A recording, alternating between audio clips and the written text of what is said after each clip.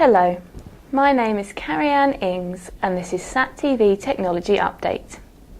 On April 19th, a United Launch Alliance Atlas V flying in the 501 vehicle configuration will launch the US military's X-37B prototype spaceplane called the Orbital Test Vehicle, OTV, from Space Launch Complex 41 at the Cape Canaveral Air Force Station in Florida. The 501 configuration features a bulbous 5-metre payload fairing enclosing the spacecraft and the Centaur upper stage. After a decade of development, the robotic spacecraft, resembling a small space shuttle, has been designed to conduct technology tests in orbit and then glide back to Earth. The X-37B is the prototype of a reusable unmanned vehicle and will need a shrouded structure to protect it during the launch phase. A second vehicle will have a strengthened structure that won't require a shroud.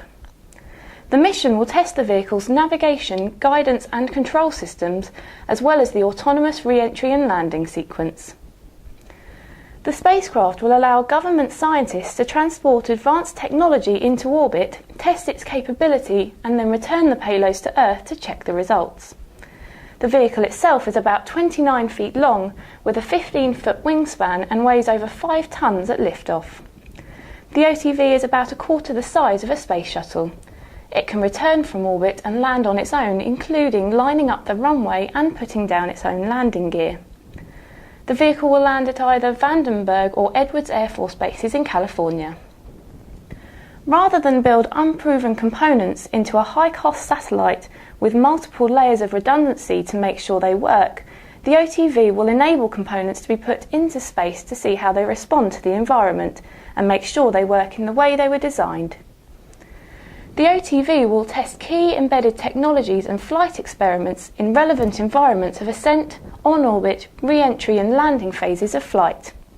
Technologies to be tested include propulsion, advanced guidance, navigation and control, thermal protection systems, avionics, high-temperature structures, conformal reusable insulation and high-temperature seals.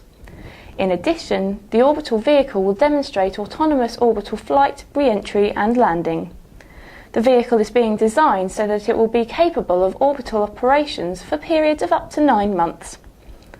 Although the OTV program was started by NASA in 2004, it was transferred to DARPA, the Research and Development Office for the US Department of Defense. Thank you for watching.